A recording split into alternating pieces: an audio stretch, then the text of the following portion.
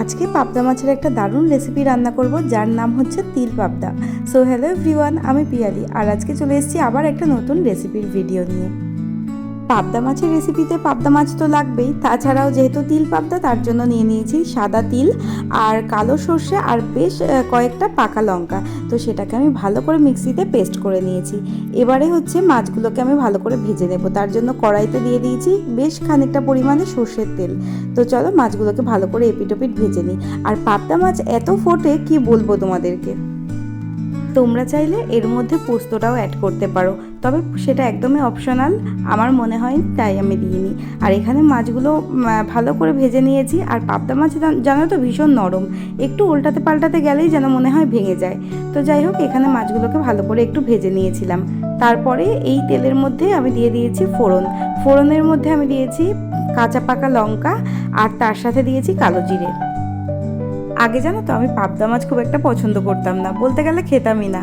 তবে এরকমভাবে ঝাল করে খাওয়ার পর থেকে আমার বেশ ভালোই লেগেছে, তাই এখন পাবদা মাছটা মোটামুটি খাই। তবে আমার বর আর শ্বশুরমশাই পাবদা মাছটা বেশ পছন্দ করে, তাই ও যখন বাড়িতে থাকে মাঝে মধ্যেই নিয়ে আসে, আর আমি এইভাবেই পাবদা মাছটা রান্না করি। এখানে ফোড়নটা দিয়ে দিয়েছি কালো জিরে আর কাঁচা পাকা লঙ্কা। তবে তরকারির মধ্যে আমার পাকা লঙ্কা দিতে কিন্তু বেশ ভালোই লাগে। তো তারপর এখানে দিচ্ছি দুটো ছোট সাইজের টমেটো। আর এই টমেটোটা আমি একদম নরম হওয়ার পর্যন্ত নাড়বো। একটু নরম হয়ে গেলে তখন বাদবাকি মশলাগুলো দেবো। আর এত কম মশলায় এই রান্নাটা এতটাই টেস্টি হয়, তোমরা একবার ট্রাই করে দেখো। তো এখানে তারপর দিয়ে দিচ্ছি একটু নুন, পরিমাণ মতো নুন দিয়ে দিচ্ছি, তারপর একটু হলুদও দিয়ে দেবো।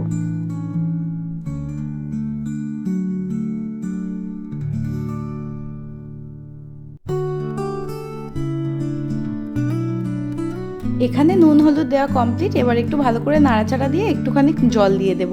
আর ওই যে তিল সর্ষে আর কাঁচা লঙ্কার যে পেস্টটা ছিল তারপরে সেটা ঢেলে দেব।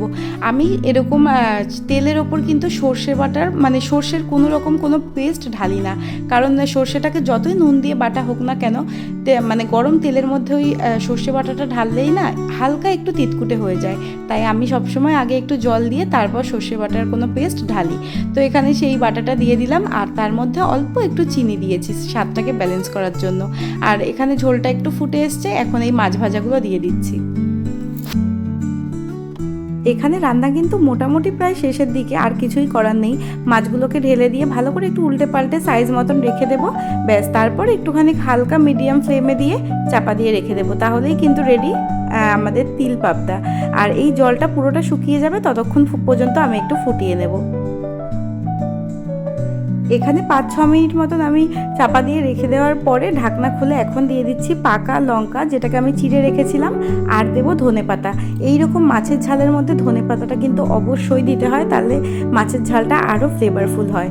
তো আমার কিন্তু এখানে পাবদা মাছের ঝালে আর কিছুই করার নেই, জাস্ট একটুখানি ফ্লেভারটা আনার জন্য ঢাকা দিয়ে রেখে দেবো, তাহলেই রেডি আমাদের তিল পাবদার ঝাল। তো এদিকে যেহেতু মাছগুলো মানে ভেঙে ছুঁড়ে যাতে না যায়, ওই জন্য আমি কড়াইটা ধরেই একটু নাড়িয়ে দিলাম, ভালো করে যেন মশলাপাতিগুলো মাছের গায়ের সাথে ভালো করে লেগে যায়। তো চলো এখানে আরেকটুখানি চাপা দিয়ে রাখি, তাহলেই রেডি। আর এই রেসিপিটা কিন্তু যে কোনো মাছ দিয়েই তোমরা করতে পারো, যেমন ভেটকি, রুই, কাতলা, যে কোনো মাছ দিয়ে এটা ভালো লাগবে। আর এদিকে আমার মাছের ঝালের মধ্যেকার সব জল শুকিয়ে গেছে, আর দেখো ঠিক এইরকম দেখতে হয়েছে। আর এত সুন্দর গন্ধ বেরোচ্ছে এই মাছের ঝালটা থেকে, কি বলবো। তোমাদের যদি রেসিপিটা ভালো লাগে অবশ্যই বাড়িতে একবার ট্রাই করো, আর ভিডিওটা ভালো লাগলে একটা লাইক করে দিও। টাটা।